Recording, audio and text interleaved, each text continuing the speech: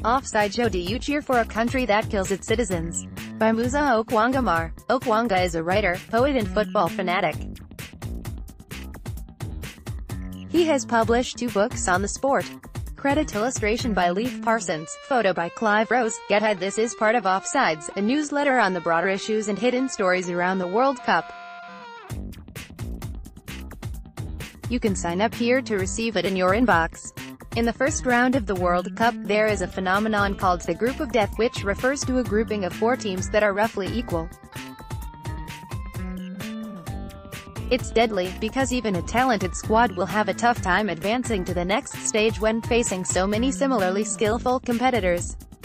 In 2014, to my horror, England found themselves in such a situation, competing against Italy, Uruguay and Costa Rica. Of course they got knocked out. This year's group of death features Poland, Senegal, Japan and Colombia, all of which are impressive and somewhat evenly matched.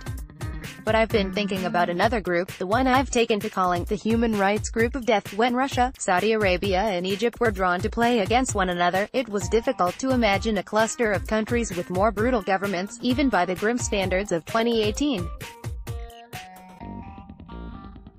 Under President Abdel Fattah el-Sisi, Egypt has massacred protesters and disappeared dissidents. The Russian state doesn't just kill journalists at home, it seems to assassinate opponents abroad, too.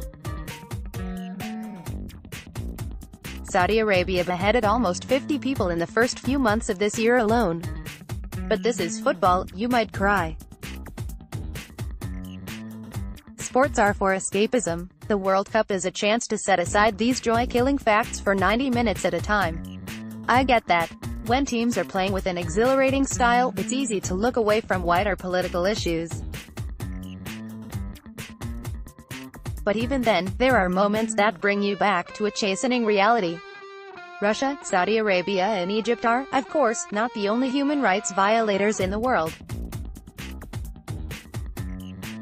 I've been reading about Donald Trump's detention camps for children, but it's uncommon for their leaders to have gleeful photo opportunities on so grand a scale.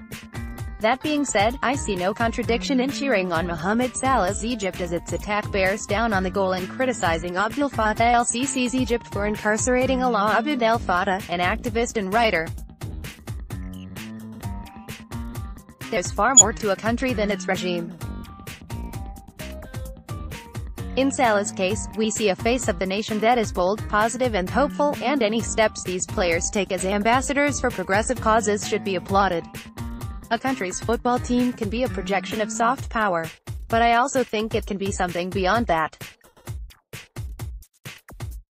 It can be a beautiful vision of a nation as its citizens would like it to be, a sign of what can be achieved when people of disparate backgrounds toil together for the greater good.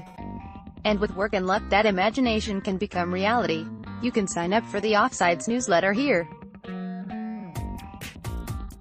Follow the New York Times opinion section on Facebook and Twitter. Musa Okwonga is a poet and writer based in Berlin. He is the author of 2 books on football, A Cultured Left Foot and Will You Manage at Okwonga.